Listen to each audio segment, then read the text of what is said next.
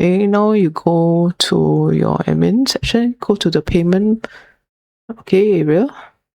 Okay, payment under, still remember where is it? Under settings, payment. Okay, settings, payment, and then you can complete the Shopify payment, but you need all your, as I mentioned earlier, you need all your personal details to put real details, then you set up. Same for PayPal. PayPal is the same as well. You need your ID, your company details, and all those things, and your login email address, okay, and all that to set up. Okay, I won't be setting it up because this is a test account. Okay, so you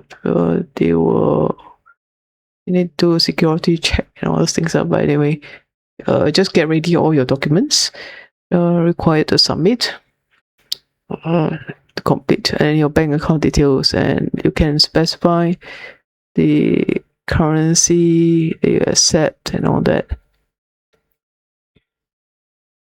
Okay, then let's do the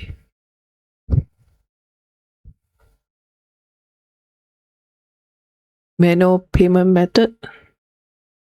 Okay, manual payment method, alright.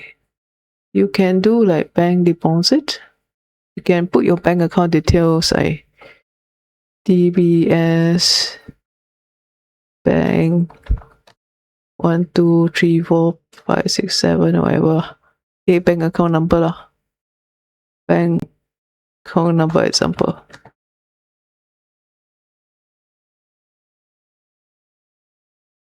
Can write something like that. Payment instruction, you can do the same thing as well. And DBS bank, yeah, maybe like that. DBS bank. Okay. Put here bank transfer. Okay, bank transfer, Singapore bank transfer. Okay, Singapore bank transfer. And then if you let's do this.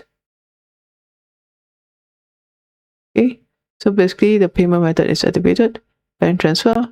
Then you can create another one.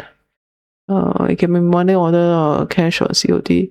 So the bank transfer, there's Singapore, there's also Singapore bank transfer or PayNow, example PayNow.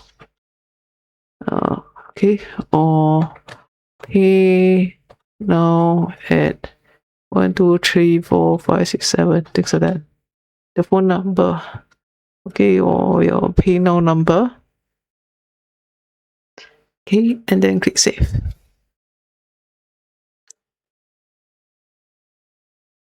Okay, so yeah, then you can have a manual payment option as well. This is the place where you set.